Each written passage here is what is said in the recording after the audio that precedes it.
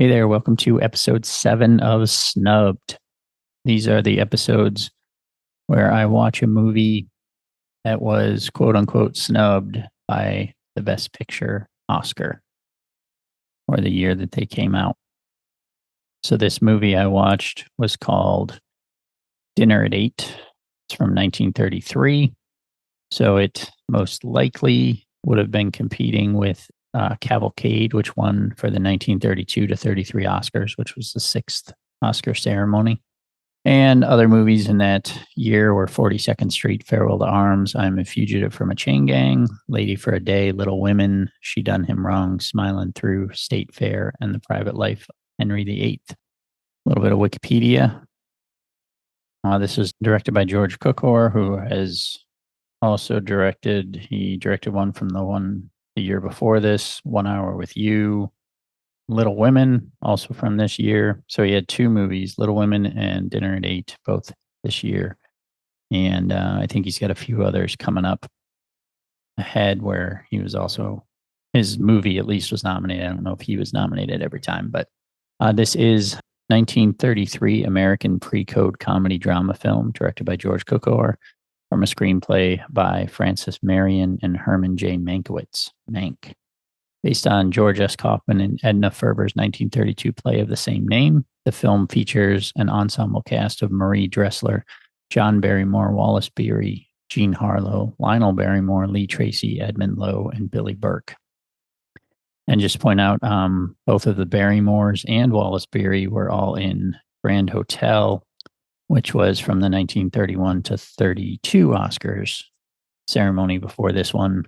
And Wallace Beery's been in several movies that I've watched on this journey. He was in The Champ. He was in The Big House. He was in Viva Villa, which was for the next Oscars in 1934. So he's been in quite a few and nominated himself a couple of times as well.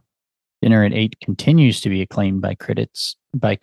Review aggregator Rotten Tomatoes reports an approval rating of 90% based on 21 reviews. In 2023, the film was selected for preservation in the United States National Film Registry. Produced by David O. Selznick, cinematography by William H. Daniels, edited by Ben Lewis, music by William Axt, distributed by Metro-Goldwyn-Mayer. Release date August 29th, 1933, and runtime 113 minutes. So I watched this on Tubi, which is free. Did have ads, but there weren't as many as some other movies I watched on Tubi, so that was good. Production, TurnerClassicMovies.com says that the character, TCM.com says that the character of Carlotta was inspired by the popular stage and silent film actress Maxine Elliott. Marie Dressler died of cancer on July 1934, less than a year after Dinner at 8 was released. She was recovering from surgery when Dinner at 8 began filming. Joan Crawford was considered for the part of Paula Jordan.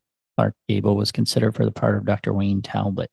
The name of Carlotta Vance's dog Tarzan was changed from Mussolini by MGM executives afraid of offending the Italian leader.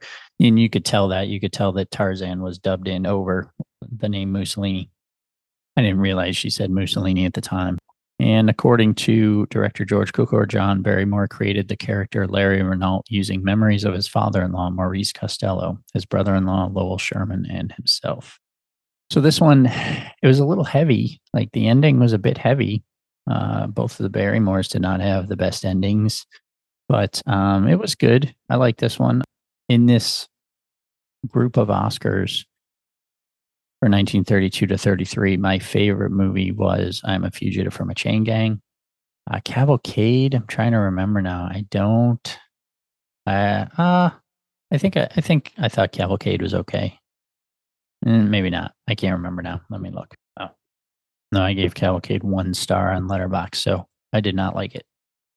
So I would definitely say this one was above that. I mentioned Grand Hotel before, which had the Barrymores and Wallace Beery. This was similar to that, where it was like a bunch of different stories, some connected, some kind of not, but all being connected by location, or in this case, the fact that they were all being invited to this dinner at 8. So it had a similar feel to that. I did like that movie, Grand Hotel, I believe.